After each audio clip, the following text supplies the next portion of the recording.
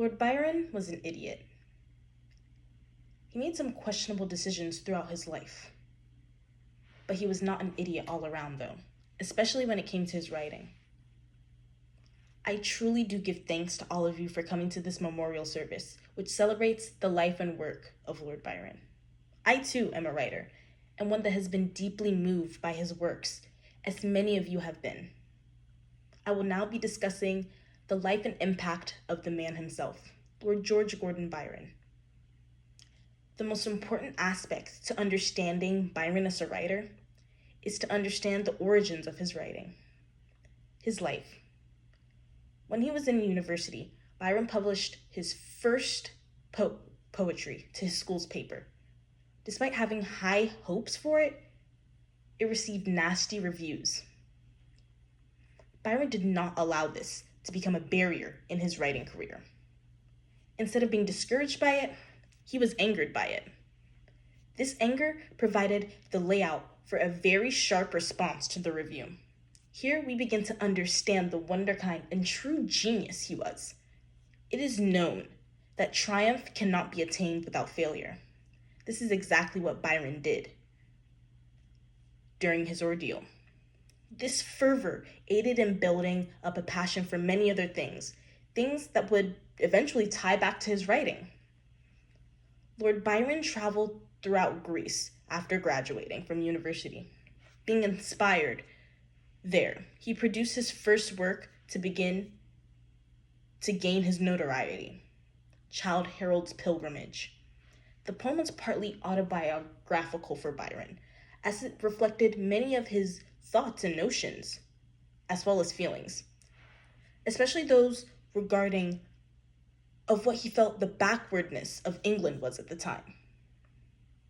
He poured himself into this particular work, so it was no surprise why many think of it as his most sentimental piece. This newfound success catapulted Byron to immediate stardom and turned him into the first modern celebrity. Byron's success led to such a fervor, one could even call it madness, one that especially was detrimental to his already fragile state of being. Although it led to more passion in his writing, it also led to more mistakes within his personal life. After being exiled from England in 1816, Byron fled to Greece and Switzerland. Thanks to a writing competition concurred by him, Geneva, Switzerland would be where not only he'd create his most successful work, but where he'd inspire other romantic writers at the time to create their most successful works. Some of these works are considered the greatest to have ever been written. During these times, Byron began to get re-enthusiastic about Greece, the Greek cause, especially considering that Greek was under a revolution at the time. He decided to raise money, raise forces. He died in 1824 of fever, even before reaching the front lines of the battle.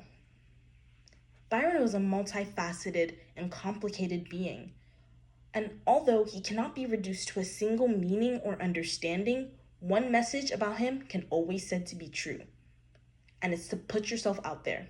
He did just that. Byron not only left behind a substantial legacy for himself, but one that would be the basis for so many other writers, so many other greats that we know about today. Byron's beginnings of writing, philosophical journey through experiencing the world of other lands, all come together to exhibit the story of his life. Byron once graciously said, "Those who will not reason are bigots, and those who cannot are fools, and those who dare not are slaves." Thank you.